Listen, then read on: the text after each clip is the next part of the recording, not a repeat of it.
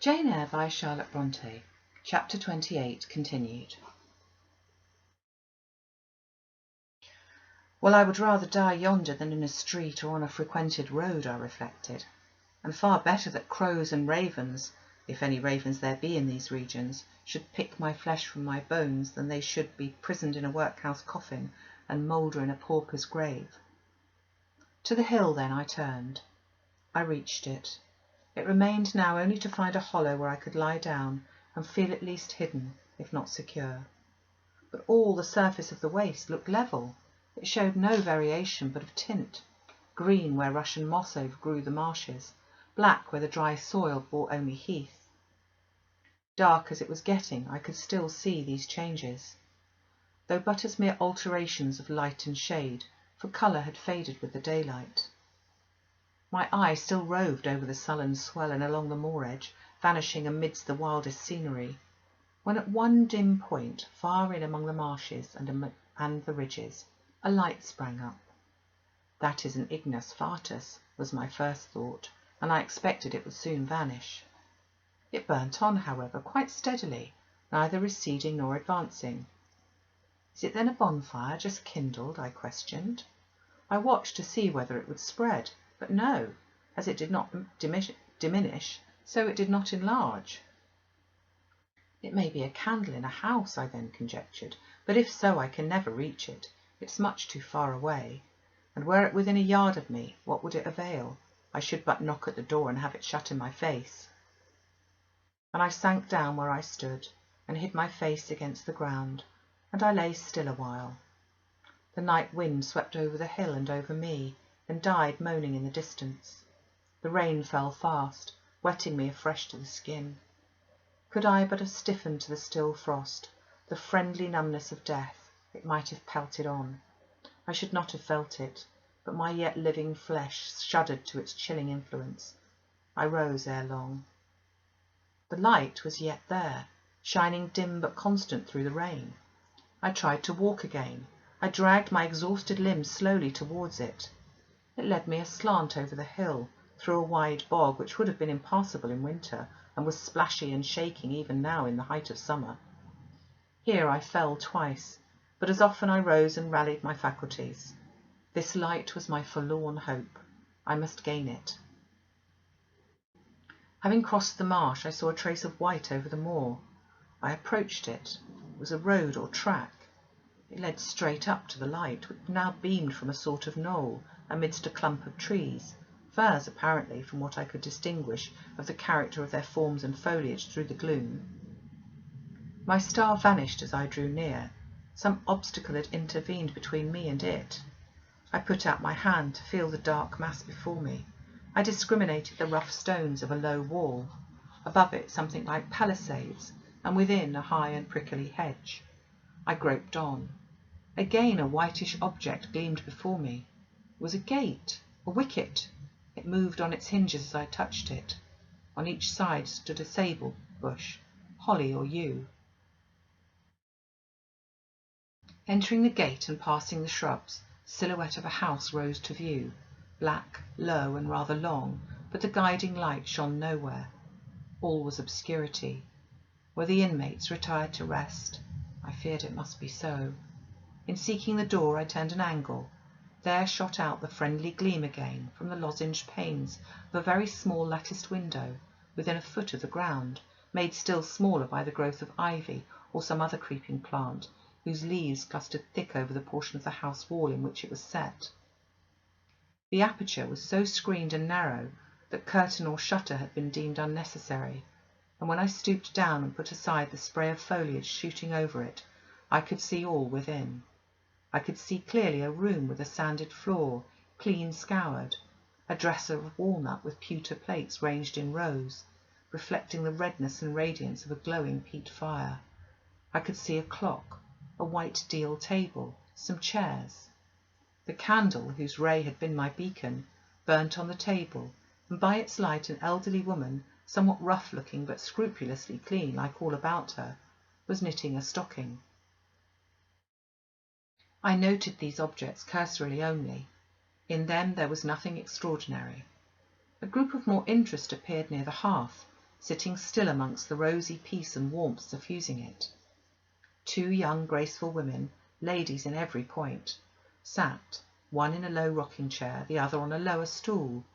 Both wore deep mourning of crape and bombazine, which sombre garb singularly set off their very fair necks and faces.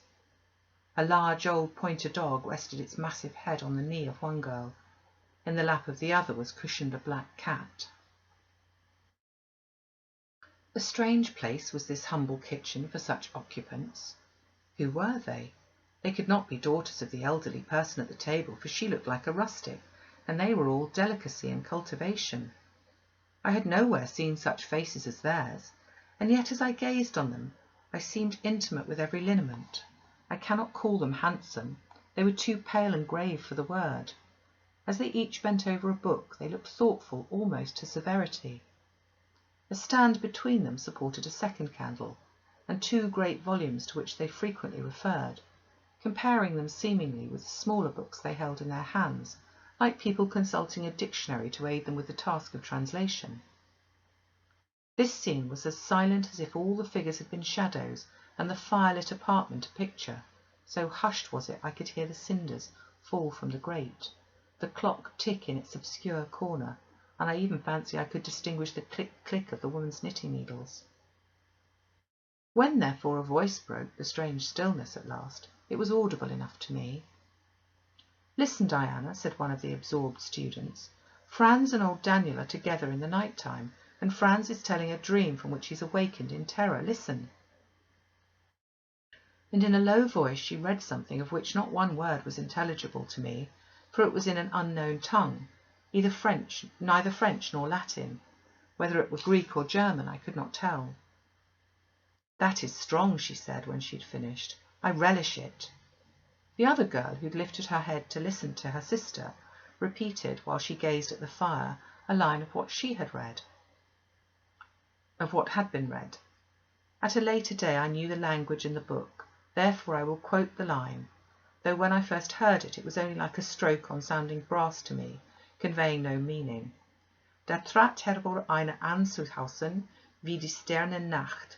"Good, good," she exclaimed, while her dark and deep eyes sparkled. "There you have a dim and mighty archangel, fitly set before you. The line is worth 100 pages of fustian. Ich wage die Gedanken in der Schale meines Sohnes und die Werke mit dem Gewicht meines Grins." I like it. Both were again silent. "Is there ony country where they talk that way?" asked the old woman, looking up from her knitting. "Yes, Hannah, a far larger country than England, where they talk in no other way." "Well, for sure case, I know't how they can understand one another, and if all ye went there, you could tell what they said, I guess." "We could probably tell something of what they said, but not all, for we're not as clever as you think, Hannah. We don't speak German, and we cannot read it without a dictionary to help us." "And what good does it do you?" "We mean to teach it some time, or at least the elements, as they say, and then we shall get some more money than we do now." "Very like, but give over studying. You've done enough for tonight." "I think we have. At least I'm tired. Mary, are you?" "Mortally. After all, it's tough work fagging away at a language with no master but a lexicon." "It is, especially such a language as this crabbed but glorious Deutsche. I wonder when St. John will come home." "Surely he'll not be long now. It is just 10. Looking at a little gold watch she drew from her girdle. "It rains fast, Hannah. Will you have the goodness to look at the fire in the parlour?" The woman rose. She opened a door through which I dimly saw a passage. Soon I heard her stir a fire in an inner room. She presently came back. "Ah, childer," said she, "it fair troubles me to go into yond room now. Looks so lonesome with the chair empty and set back in a corner." She wiped her eyes with her apron. The 2 girls, grave before, looked sad now. "But he's in a better place," continued Hannah. "We shouldn't wish him here again, and then nobody need to have a quieter death nor he had." "You say he never mentioned us?" inquired one of the ladies. "He hadn't time, Ben. He was gone in a minute, was your father. He had been a bit ailing like the day before, but naught to signify. When Mr. St. John asked if he would like either of you to be sent for, he fair laughed at him. He began again with a bit of heaviness in his head the next day. that is a fortnight sin, and he went to sleep and never wakened. You were almost stark when your brother went into chamber and found him. Ah, childer, that's last of old stock, for ye and Mr. St. John is like a different sort of them that's gone.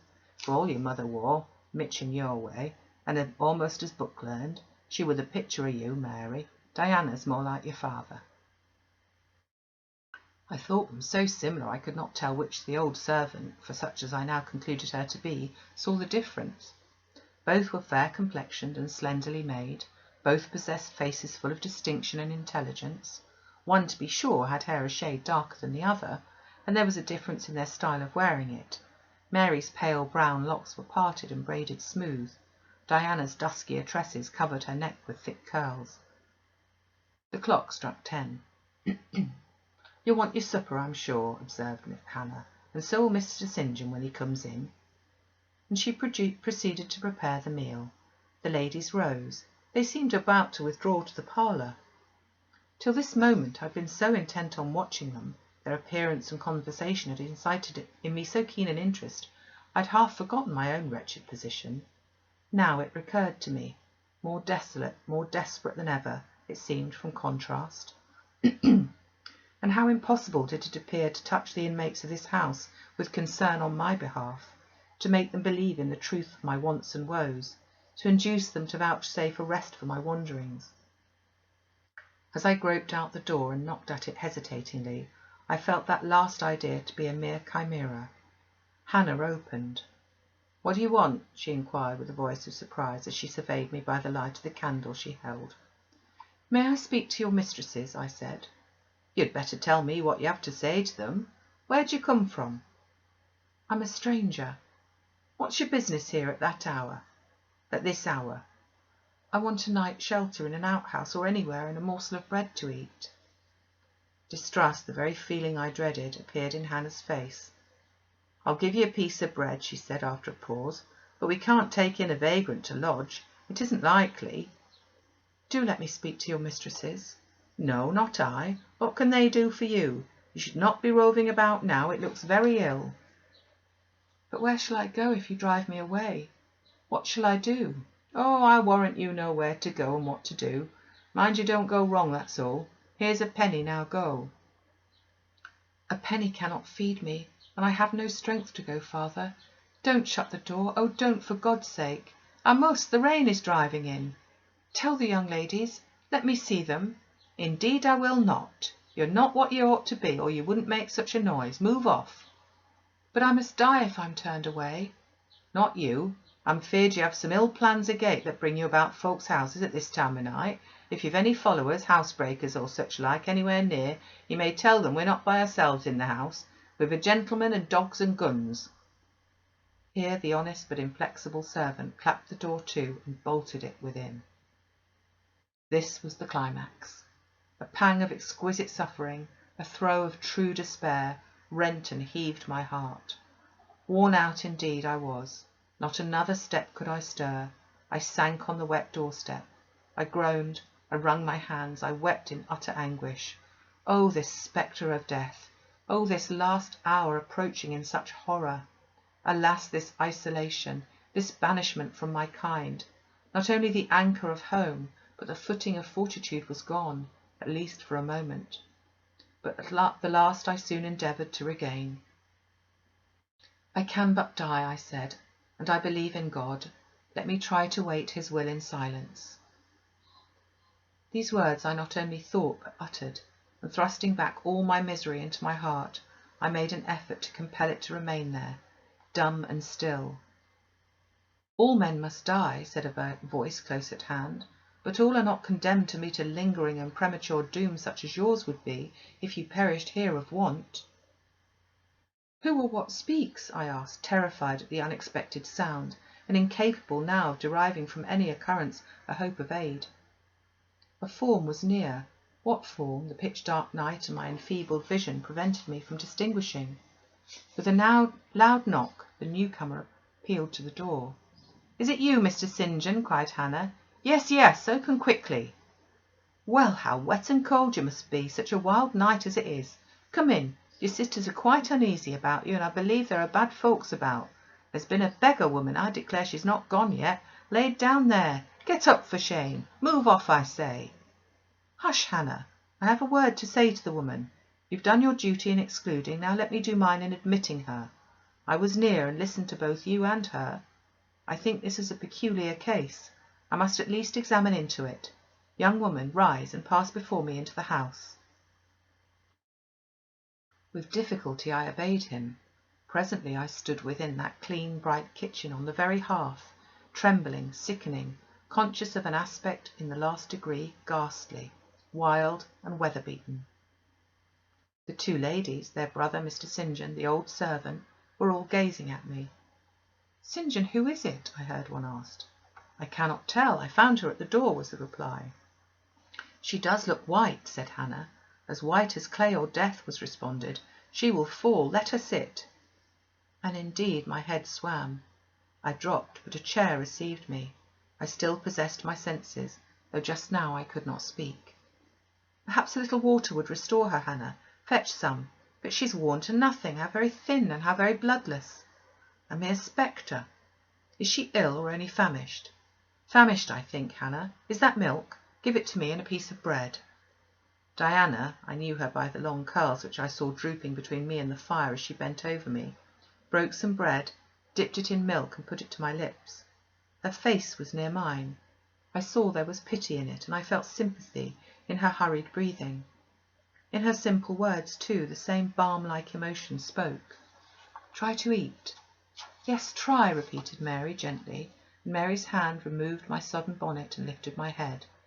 I tasted what they offered me, feebly first, eagerly soon.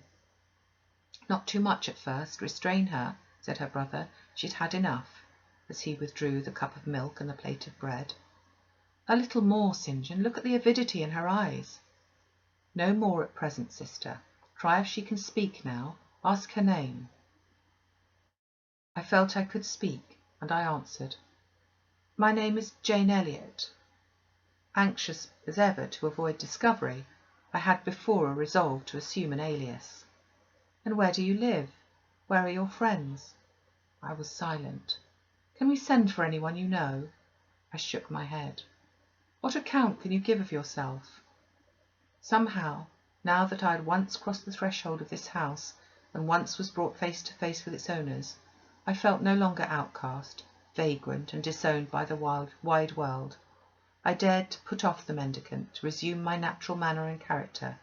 I began once more to know myself, and when Mr. St. John demanded an account which at present I was far too weak to render, I said after a brief pause, "Sir, I can give you no details tonight." "But what then," said he, "do you expect me to do for you?" "Nothing," I replied. My strength sufficed but for short answers. Diana took the word. "Do you mean," she asked, "that we have now given you what aid you require, and that we may dismiss you to the moor in the rainy night?" I looked at her. She had, I thought, a remarkable countenance, instinct both with power and goodness. I took sudden courage. Answering her compassionate gaze with a smile, I said, "I will trust you. If I were a masterless and stray dog, I know that you would not turn me from your hearth tonight. As it is, I really have no fear. Do with me and for me as you like, but excuse me from much discourse. My breath is short. I feel a spasm when I speak." All three surveyed me, and all three were silent. "Hannah," said Mr. St. John at last, "let her sit here at present, and ask her no questions. In 10 minutes more give her the remainder of that bread and milk. Mary and Diana, let us go into the parlour and talk the matter over." They withdrew. Very soon one of the ladies returned. I could not tell which. A kind of pleasant stupor was stealing over me as I sat by the genial fire. In an undertone she gave some directions to Hannah. Ere long, with the servant's aid, I contrived to mount a staircase. My dripping clothes were removed. Soon a warm, dry bed received me. I thanked God, experienced, amidst unutterable exhaustion, the glow of grateful joy, and slept.